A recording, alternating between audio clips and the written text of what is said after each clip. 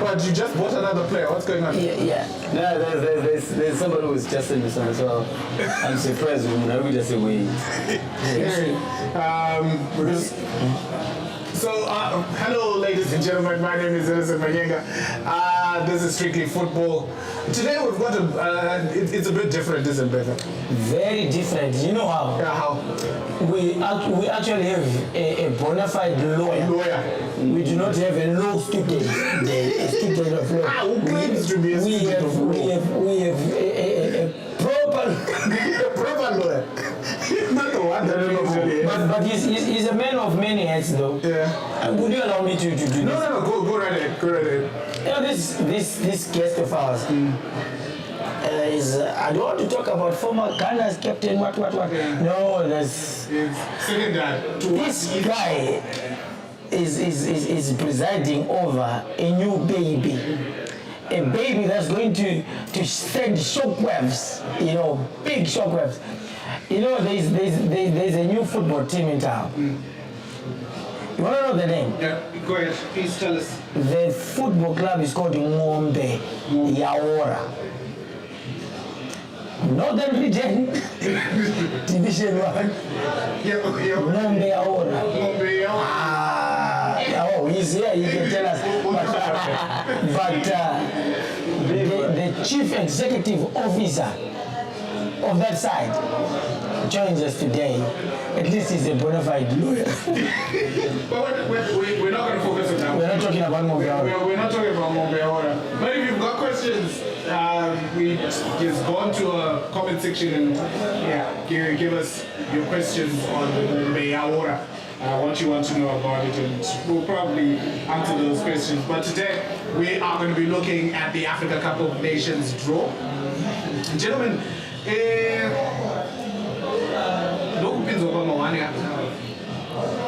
what do you mean, Mawan? Egypt, South Africa, Angola, then of course us. No, that's the easiest group that we have had. That's the easiest group that we have had ever since we started participating at that tournament, and I can prove that. Beven, when was the last time you saw that? Listen, let me tell you. The first time we ever played that tournament, it was Zimbabwe, Cameroon, Algeria, and Egypt. No, Zimbabwe, Cameroon, Algeria, and Egypt. That they made that group. The next time, it was Zimbabwe, Nigeria, Senegal, and Ghana. The next time, it was there was Senegal, Algeria, Zimbabwe, and Tunisia. The other time, it was Zimbabwe. We just talked about the Algeria tournament. Which tournament was that? Which tournament? This one. Where we had Senegal? No. I think there's one before that. How many times? We have played. This is the 6th time that we're going to play. So we have played, I think, 5 times, right? We're going to the 5th, isn't it? This is the 5th. This is the 5th. This is the 5th. So we've named all the... No. There was Senegal, there was Zimbabwe, there was Guinea and Malawi. This one was okay. This one was okay. But here is why I say this one is easy. Yeah. If you ask me, the only tricky side in that group for Zimbabwe is Angola. If you ask me. You know, with South Africa, it's a proper derby. It has nothing to do with the form. Yes, they may be gloating like they're doing. They may be, you know, feeling high and mighty. They do that. But those that are serious, then those that are honest, they will tell you it's a problem playing Zimbabwe now, because Zimbabwe is back in terms of the squad is now intact, it's now strong. The last times that they beat us, that you probably want to highlight, we were coming from a very bad patch, suspensions, COVID and stuff. We were literally not organized then. Now we're a bit organized. And they know the problems that we will give them when we are strong. Egypt, I want to bet you, if you could call Egyptians today, which Southern African nation they don't want to play against, they'll tell you Zimbabwe. And here's the thing why is Zimbabwe in particular, and why I'm not afraid. Remember, most of the games that we've lost maybe to the Egyptians at the tournament one, we did have VAR then. No, I'm going there. You remember, I think, in our first appearance, the second goal, questionable. You had to see, did it cross the line? Did what? Now VAR will be doing everything. So they know that it's going to be problematic. Remember, the last edition that we met them, Mo Salah was anonymous. He was literally pocketed by Beven Svinurayi, who's still there. So, and in any case, the Salahs of this world and the Mamushis of this world, they will do their thing in England, not in Africa. This is in Africa, we min-mark, we don't give you room. So if you ask me, Angola, they have always been a bogey side for us. Tricky side, yes, we have had victories, but remember, your Fabrice Mateo, your Aqua, remember your Flavio Amando, your Mlenasa Nobeto, remember your Zekalanga. Every single time. You get it. I know these guys because they gave us problems. I thought this is one side, one group that we have had whereby we are not going to have sleepless nights. We're actually looking forward to playing whoever is the opponent. But you're free to disagree. You're the only one who's not having sleepless nights. I'm not. You're having sleepless nights, or are you not really comfortable with it? Not really. Not quite comfortable. Yeah. I have to agree, but somehow I do agree with Beven's assertion. This is going to be a tournament, and in a tournament you have probably maybe for me, well, the Egyptians are Egyptians, yeah, but they're not also having a very good outing. Look at their qualifiers and their last 5 games. They also had 2 draws in Botswana, and that shows you that, they're not as potent as we would want them to be. And their last 5 matches, they've won 3. And in most cases, most of the draws were coming from Southern African teams. And this shows you that, there might be a tilt in terms of the play or the form, or the competitiveness of the landscape. And I'm a bit worried by Angola, really. Not SA. SA is a derby. Any day, any team, any good team in the particular day can get it. This is more like your Harare derby, where in most cases you have the green and the blue side of the city. No matter which team is bad, you can never predict. You can never really predict the result. And this is typical South Africa in Zim match.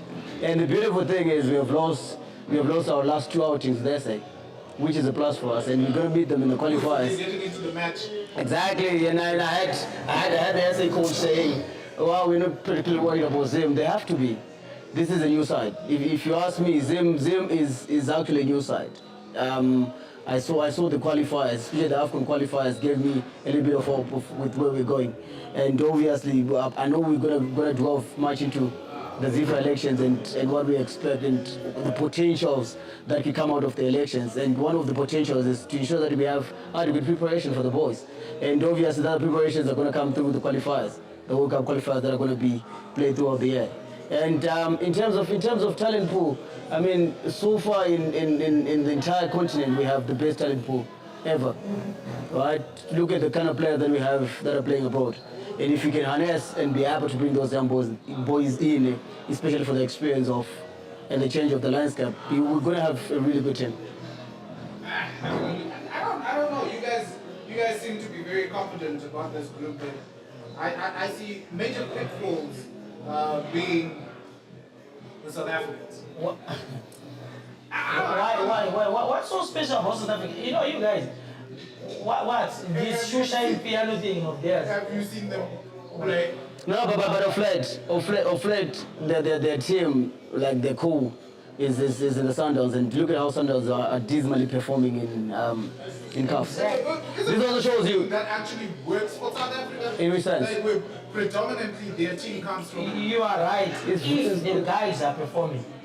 And remember, these are guys who now need to reinvent themselves. They've been at the top for so long in South Africa.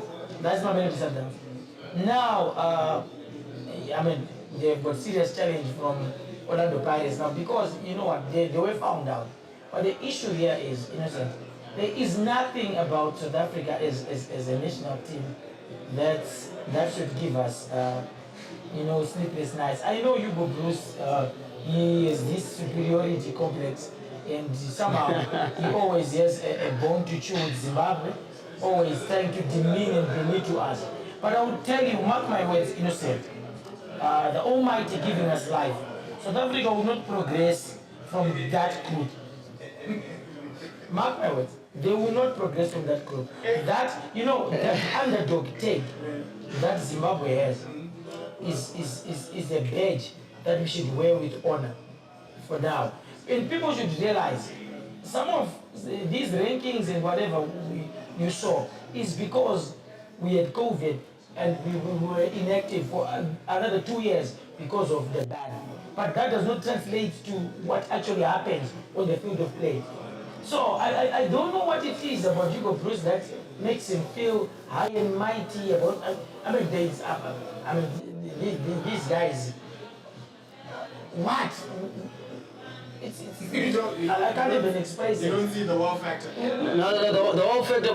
To be honest, the last 2 years, the last 2 seasons when obvious Sanders was on top of the game, we had the wow factor.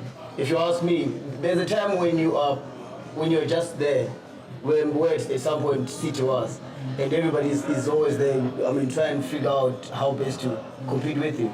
And this is where probably Sanders is right now, even with their domestic league, as well as in the African Safari. They're not doing pretty well, and for them, I think this is also probably where their pitfall is. You can't overly rely on one team to provide you with players. It's beautiful and brilliant when the team is performing. But right now, when there's a dip, then there's a. Right now, the other factor is if you look at it innocent is, I'm also looking at the station. The body makeup and all that. We are it's the same age boys. Timatimba, you get it? So in most cases, we won't have what we normally have. That's true. I'm thinking about it. It's the same with Egypt. Exactly. It's the same stature. Exactly. South Africa, same stature. Angola is slightly bigger. Slightly. Yeah, slightly bigger than us. And I think that's always been the problem when we go to the African Cup of Nations. It's the West Africa. My point, exactly. See, you're now getting into what I was saying. I'll give you an example. There's a tournament, I think it was Gabon, where we played against, it was Algeria. Kamabili did a ham thing of a match. He was just on fire. The next game, he was targeted, and they had Karamboji and Khalid Koulibaly. Go and check the sizes of the guys that I'm talking about, and you're talking about Kamabili. Now, when you have got South Africa now. South Africa, and most of the Zimbabwean players that go to play in South Africa, they thrive. It tells you something about their league and our game and our style of play. So I find it funny when a certain Hugo Bruce is gloating and saying Egypt are the only.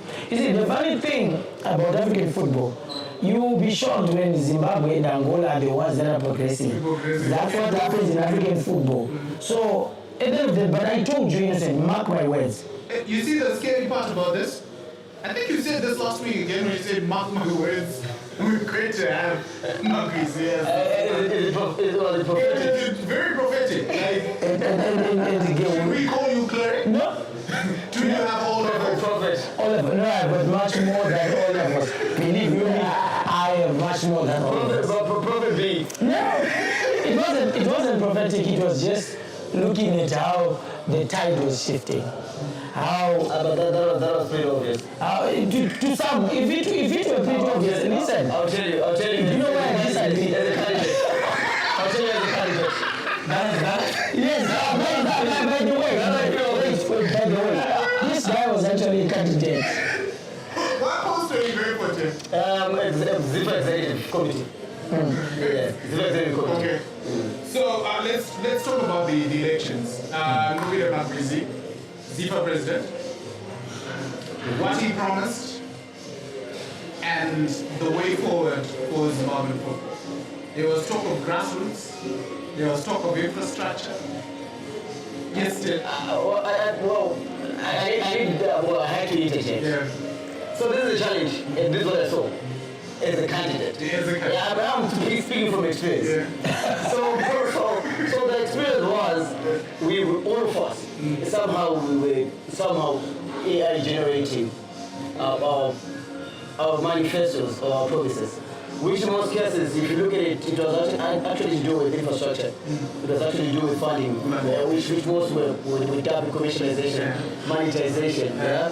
And if you look at it, all of us we're running behind, obviously, grassroots development, that is youth and the women. That was our tagline. But I think the typical thing that I personally would want, obviously, the president to do is to ensure that there's a little bit of inclusivity, unity, collaboration, partnership within our localized space. Wow. Wait, inclusivity, who has been excluded? No, the challenge that we will probably face right now is not necessarily to do with the candidates, but also to do with other stakeholders within the football space. Yeah, other stakeholders, I mean the media. But now there should be very, very deliberate engagement with the media itself as a critical info disseminating platform to ensure that the brand Zim football gets to grow. And I know in most cases when we talk about inclusivity, it's only probably we're looking at the perceived or envisaged camps within our football. I mean, you thought very probably I was going to the former footballer as a former footballer. No, that's another topic and discussion for another day, eh? But the huge challenge is probably to ensure that we appreciate who our stakeholders are and instantly engage to ensure that at least now everybody is on the same wavelength. And my question, I still remember in one of the so many debaters group that we have, brilliant ideas that come through there. I've always asked, what's our vision as Zimbabwe football? Yeah, we need to have a collective vision that we run with, as that defines what Zimbabwean football is. And I know you're passionate. All of us are quite passionate in our football followers, over and above the profession that we are in, over and above the Ngobele attack that Beven introduced me with. Yes. But we are all quite passionate. I also believe it's a powerful name, by the way. Very powerful. Who drove into Ngobele at some point? Ngobele at some point. It's not Ngobele, Please mark this. Okay. This is one of the biggest teams in the country right now. Without a doubt. Football has not been kicked. Anyway, it's already the biggest. It's the biggest. One of the biggest. Now we are turning down. I didn't say the biggest. I said one of the biggest. Okay. You can proceed. In terms of brand, we can't be bigger than Scotland, can we? That's not the biggest brand. That's not the biggest brand. Anyway, you were saying. Biggest brand is Those brands are way gone. So where are they? Have you heard of Dynamos recently? okay, right. yes, I've heard what I've heard. Oh no, I've heard that they have brought in some players and Blanyo held some trials, to try and get players. So it's, that's the only thing that you heard, yeah? No, how many things have you heard of? I heard also that they've got a very strong and decent side this year. I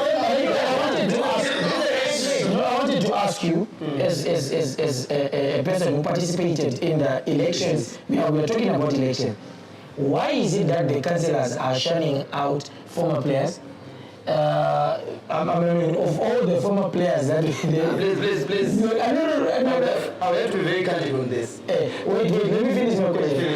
Of all the former players that were there, of all, Ngobele is not a former player. Kid is not a former player. And there's one former player. who is that? Okay, no disrespect, yes. It's okay. She's not a former player. She resigned. She's a player. She's a player. But during the election, she was not a former. So I'm saying, why are the councillors shunning you guys? Why don't they see value in you guys? I think the other thing that we have to consider is the whole election architect in itself. I say it's as crude as it sounds. You can never run an election without money. Yeah. So you're saying former players are broke? No, not necessarily broke. Just but you can't run elections. Don't run on ideas. Everywhere in the world, go around the world, they'll tell you you can never run elections on ideas. I will tell you if it was going to be about ideas. Not building my own chest. Yeah, I would have probably made in the board. Right? Marshall will be president. Probably. And this is what I'm telling you. Yeah, the entire architect and obviously I wouldn't want to speak and respond on behalf of the councillors. They know the reason why not. But I bet you me, the other challenge that we do have is not adequately prepared from a purely financial point of view. You might have strategies, believe you me. There was a point when during the period when I felt what exactly am I doing? That was a good list of introspection. No, I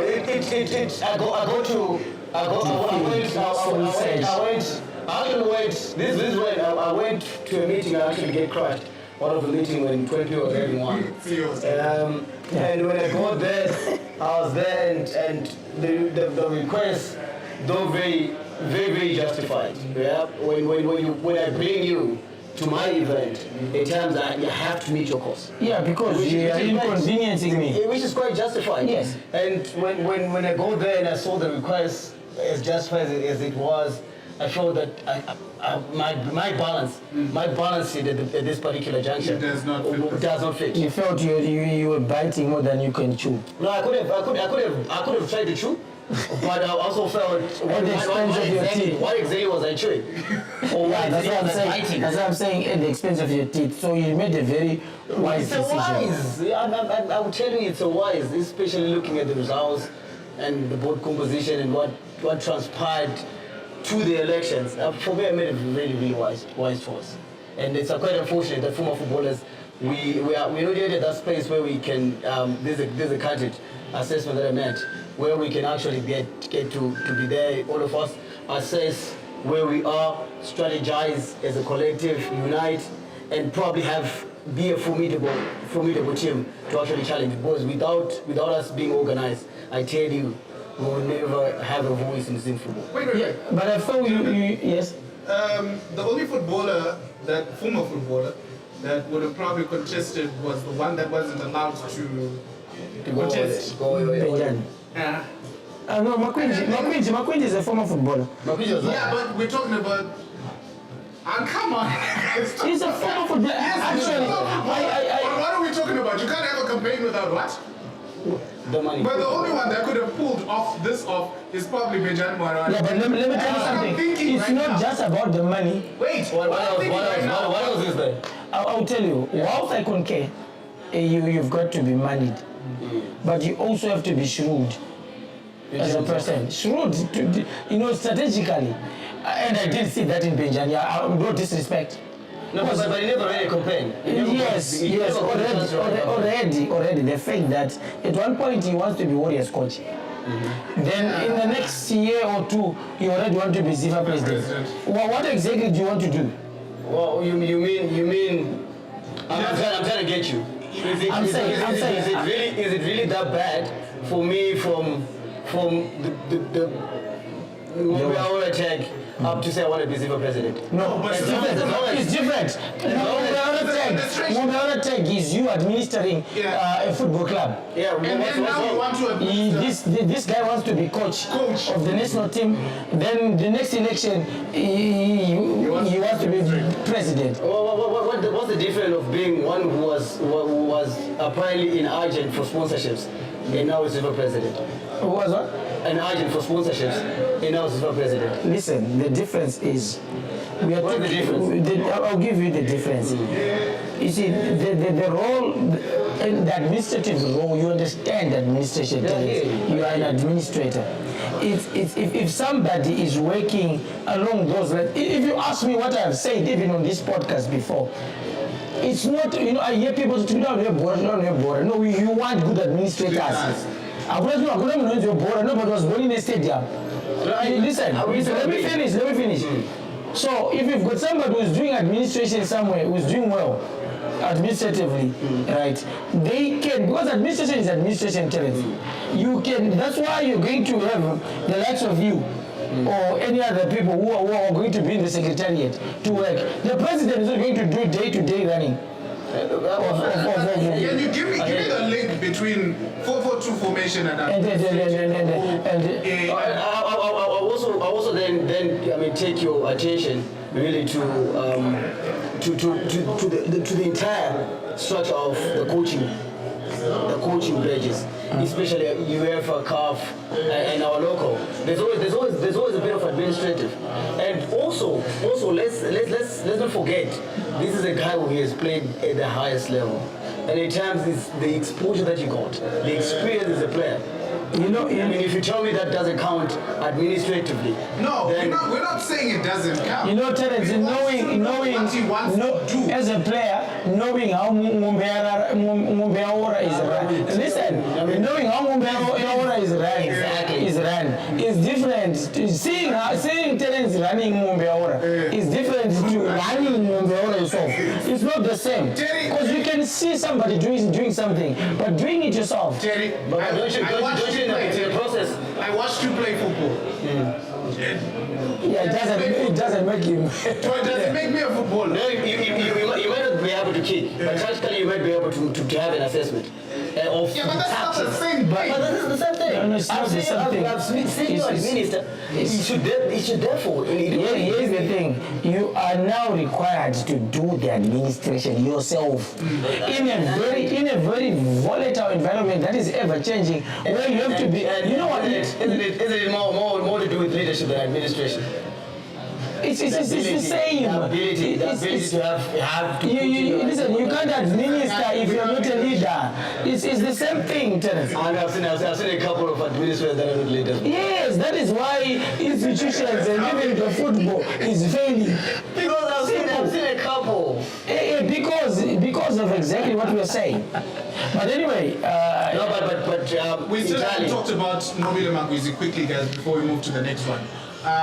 We're talking about administration. What was at question when the elections came was his involvement in football. Do we think that him having very little, according to the problem with people is what they define as involvement in football is where actually kicking the ball. You see, that is where the problem is. No. You see, allow me to say that. You can. Because the challenge now with what we had, I think that was quite deliberate. The Constitution this time around came and said football involvement. It didn't say football administration. If you still remember previously, they said football administration. Yes? And I'm also thinking the involvement itself broadens our participation now in football. Yes. And for him, if you ask me, I would never come out and say nobody was never involved in football. For me, that would be wrong. Because he has been in football, obviously. And in as much as you have been in football, in as much as somebody who has kicked his I've been in football and I actually have 5 O-levels. I qualify. You can proceed. I hear you.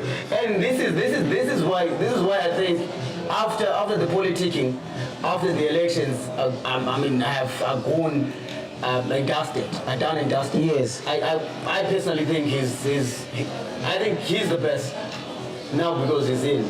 He's the best that we have. In terms of reviving our football. We can't change that. Why do I also think that? Outside the 5 football levels, I think he has got the corporate experience that we need. Yep. Yeah. And I haven't met the guy for me to do an assessment of his leadership style.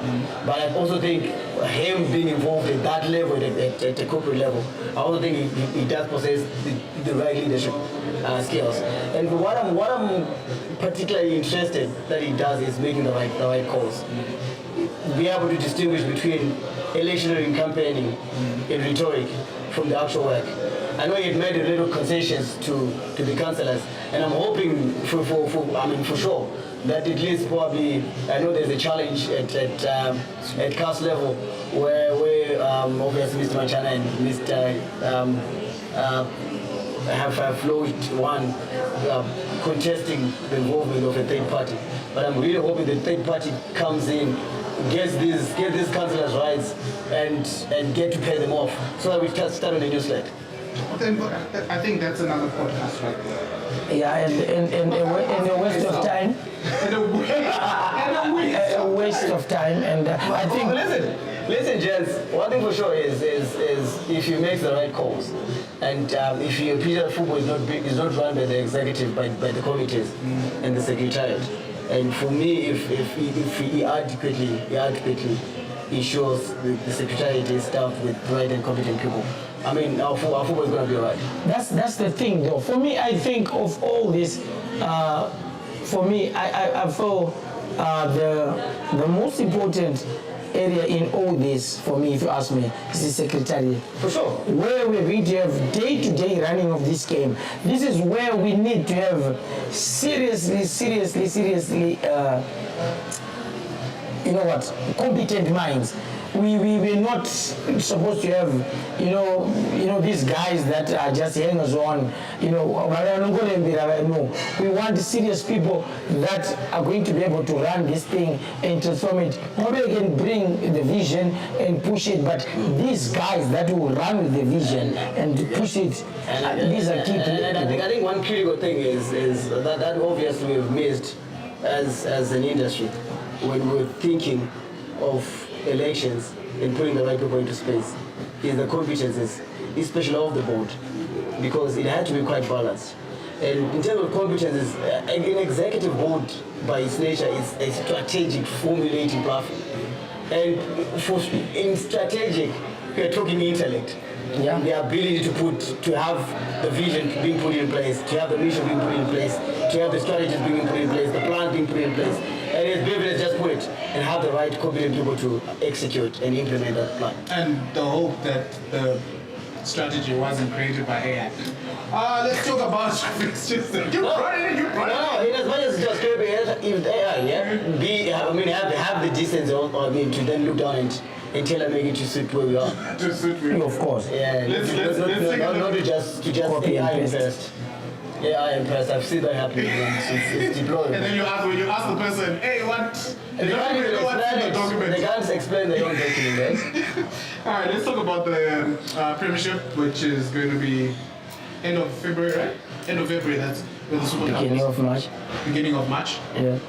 The first week of March, actually. The first match is, of course, the Super Cup. Let's talk about the league proper. I know when we must have been off here when we were talking about the big clubs. Dynamos, Highlanders, Caps United, and then the affluent clubs. Can you rephrase the big? It's a big club. Let's find a term. Let him finish. Let's find a term to give these three old clubs. Which three? These three old clubs. Which three old clubs? Oh, I'll tell you the three old clubs. Exactly. Listen. No. Let me tell you the three old clubs. Old speaks to age. The oldest is a triangle. Is triangle. Is what? Triangle is older. Is older than 1926. Yes, you've got your Wange and your. You're deflecting, bro. You talk about your caps. No. Listen. Let me tell you. I don't have a club. I'll tell you why. Here's the thing. I thought you would have Listen, no. Listen, I do not have a club. Here's the thing, it's me and me. Regardless of how moneyed you're going to be, you're never going to take away the Dynamos, the Highlanders, Caps United statuses. You know why? Let me tell you. At one point, all of these clubs, these three clubs that I've mentioned, they were running literally with probably a zero budget. They did not die. Monoptapa came. Monoptapa went away. It's defunct. The same with Mighty Bulls. The same with your good old Gunners. The same with... I'm telling you, I can count you. You had Dongosomi, you had Nikrutu, you have hard body, you have Hard body is in hard body still. where is it? Highway, you've got highway, you had Eastern Lions. All those guys, they had money because it was periodic. Don't remind me, let me quickly interject. Don't remind me of highway. So now when you see Binay, they talk about football, we tell you, the Boras Tenega. You get it. You see, but this guy, he was wealthy and he did. And you had your Amazulu, fine club, Blackpool, fine club. But there are three sides that have stood the test of time. In the Premier League. And since the day they got into the Premiership, they never tested relegation. And we had to when we thought that they were about to test relegation. You thought it was a thought. It was a very obvious. Then we had to extend. It's a competition. You know, no. To extend what? What did you extend? We had to come up and let me tell you, Mr. CEO. Let me tell you, it's okay to prop your brands and these upcoming brands, but know who the big brother is in the village, in every way. Presents in terms of fans. Which matters and accolades. And accolades. I hear you, but you talk about Scotland. Let me tell you. There is a reason why a certain team is called a team you lose alone. There is a reason why a certain team is called the Cup Kings. There is a reason why a certain team is called the Glamour Boys 7 million. Let me tell you. There is a reason why when this blue plays black, it's called the Battle of Zimbabwe. When this blue plays green, it's Harare Derby. When this green plays black, it's Battle of Cities. There are games with names. I want to see when maybe you call them El Clasico, El Cashicos. El Cashicos. But we know El Cashicos, they've got a very short span of life. No, but within the short span, we also want to look at the impact that they make. In as much as I will respect Scotland for that. I'll tell you, they have brought a different dimension to. They have brought a different dimention to instead of having dinosaurs that pride on very long outstanding history. That I don't like it when they denigrate history. Wait. Legacy. Talking about the history, then, gosh. What does Scotland have now? Zimbabwe has one title. Yeah. Zimbabwe has one title. We're talking about. In the second year in the Premier League, and you can't take that. That's not a small feat. Yeah. That speaks to. But it's not an unusual thing. It's not an unusual thing. No, not Leicester City. We have a Black Rhinos that came in and won it. And what was the key behind that Black Rhinos 1987? The key? Yeah. The key, what do you mean the key? Black Rhinos came in. Black Rhinos came in and took everybody from Cape United. Dynamos and what? They took, yes. But let me tell you, it will also be disrespectful to compare Chawa Chipembere with these affluent clubs of yours, you know? Disrespect in any sense? No, this is a special side. No. Disrespect in any sense? Is it in talent? It's a big club. No, as much as it's big. I mean, I'm saying Dynamos is big. In your own terms. It's not my terms. It's every term. Listen. Dynamos is big. The challenge that I'm having. I know. Is Dynamos small? No, is Dynamos small? I'm just a defector. I've defected from Dynamos. Dynamos is not a small team. Thank you. Is Highland a small team? It can't be a small team. Is Cape United a small team? These are all teams. These are we've heard the parts. The old parties irrelevant. I'm saying, are they small teams? Never any team bigger than these three. Let's get in the play. Let's get in the season, and you see what I'm talking about. You gotta have your crowd. No. Listen, But you won't be able to. there's a difference between form and the size of the club. What have they done? So you can't What have they done? What have they done? Tell me one thing that is quite distinct that those three have done in the last 3 years. In terms of the brand, not the performance, just the brand. No, I can't comment. So it's a long time ago. Yes, exactly. Yeah, but Wait. it's still relevant. It's still relevant. Can I? Dynamos and Kalisto in the stadium, they're relevant. Let me tell you what Islanders has done with the brand for the past 3 years. In fact, the last time Islanders won, I think it was to borrow from Valentine Mabugu. It was before Facebook. But there is no team in this country that fills a stadium like Islanders. Not buzz the fans. No disrespect, I know it's fans, and fans are fans, fine. But these are guys. Let me quickly get in. This is why I'm asking, what have they done? You might have fans, but are you engaging the fans? Islanders, they do. Battlefield is always filled to the brim. No, that's the only team that's there. Down south. Chicken is a team. Chicken felt ready to capture. No, but you said that's the only team. You said that's the only team. There's chicken in. Wait. Jemba. Let me finish. We were talking about last season. There was Islanders. There was Arnold. There was chicken in. There was what do you call them? Blue Eye Chiefs.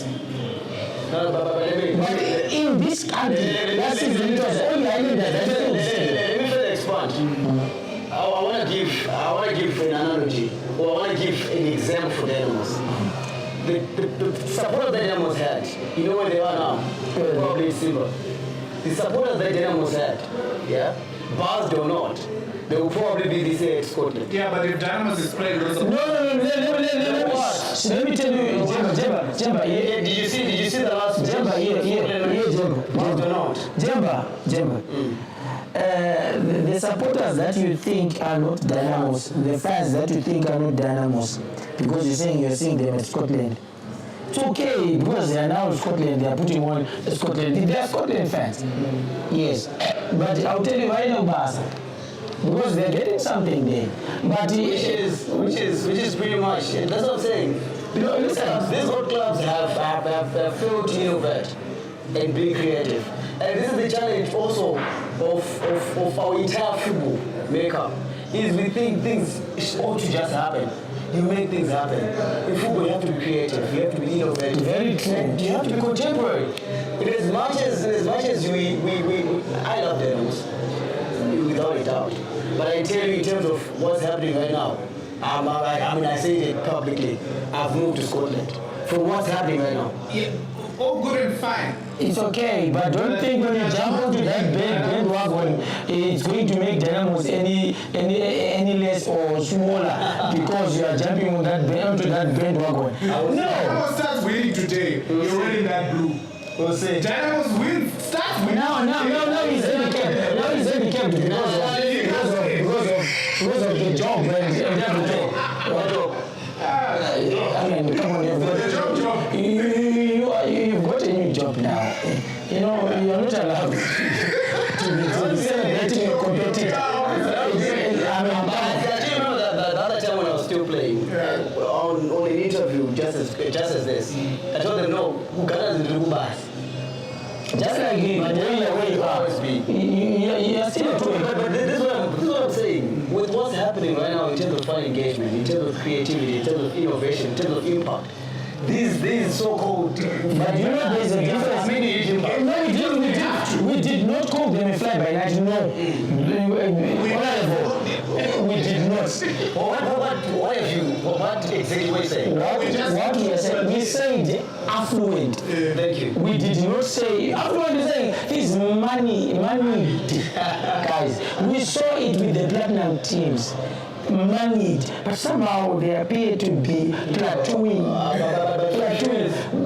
Listen, 5 years dominating is not a fit. yes, but 5 years dominating is not what? It's not a small feat. No, actually, Dynamos won 4 straight championships. The last time Pasuwa was coaching them. Actually, when you say 5 years winning, Dynamos have 20 or 22, if I've forgotten the stats, league titles. So don't talk about that. And how long have they been playing? Dynamos, since 1980. Yeah.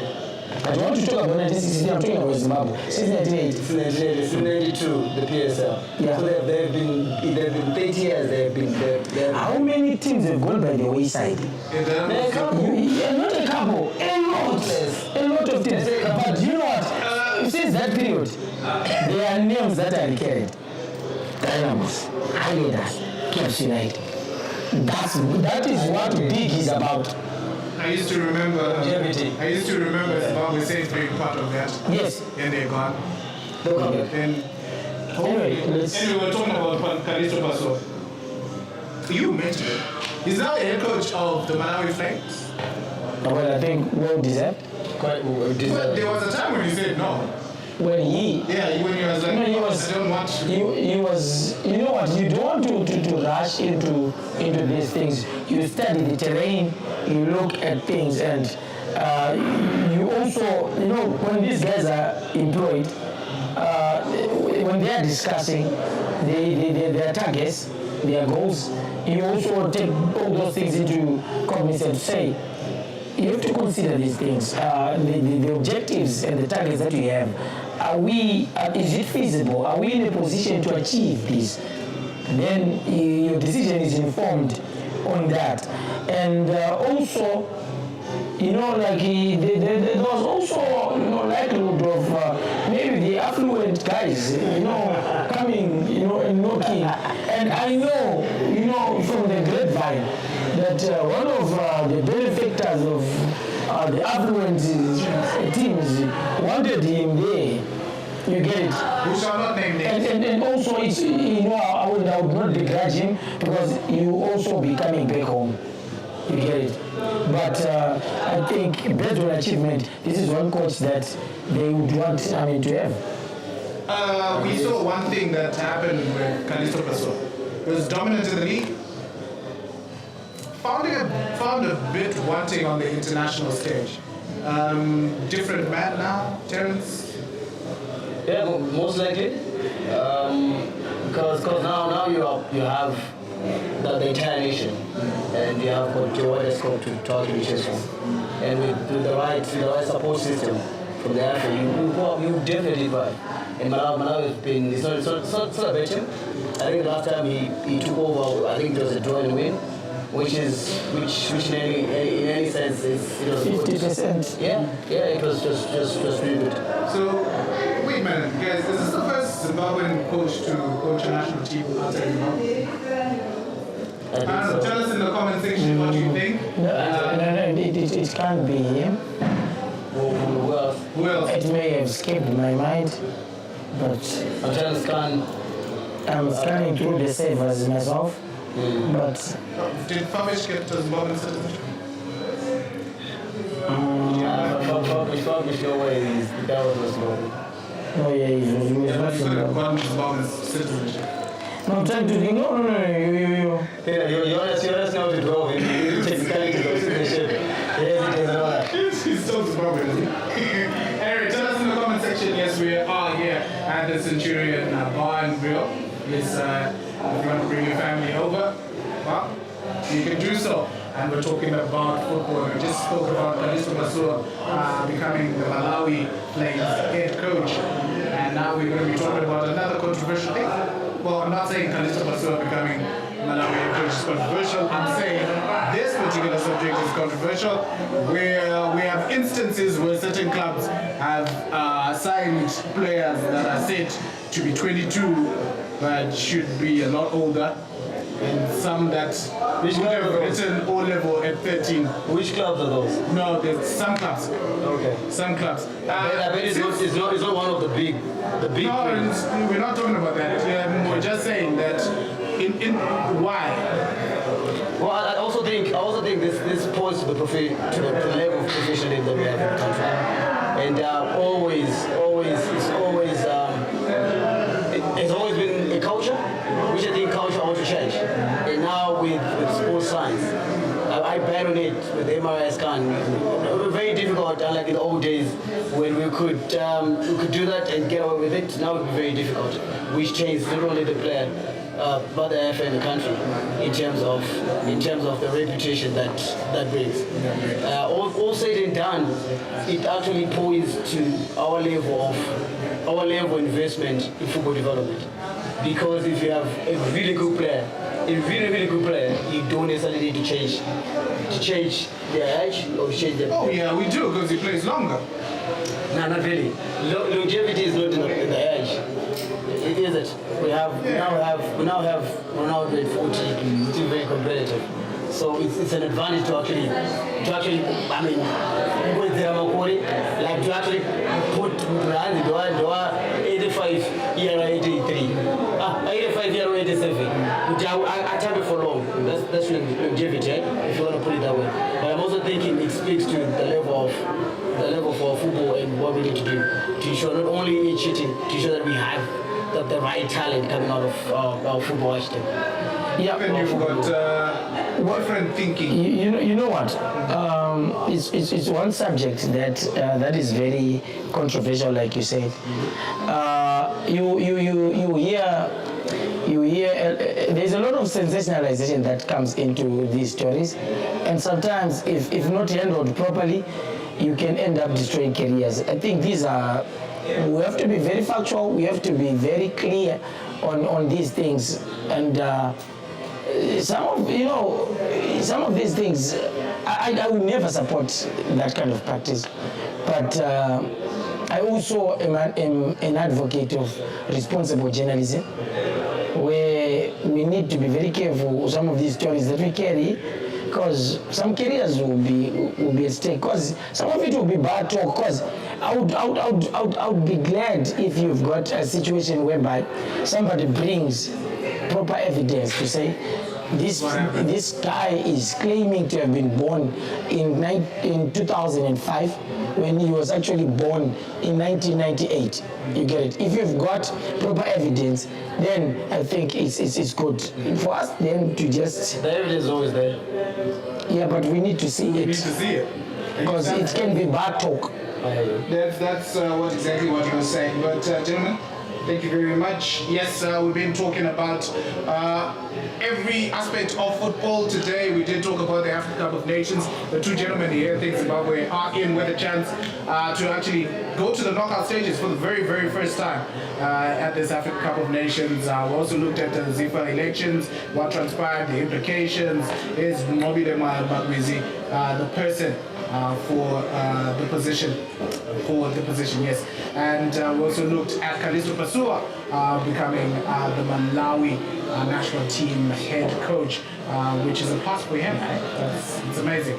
Anyway, that's been a look at football. Yes? Yep. Why are you kicking me? Definitely. Because you are talking too much. The show is over. The show is literally over and you're talking and talking and talking. Listen, guys, I let you... No, the show is over, innocent. It's over.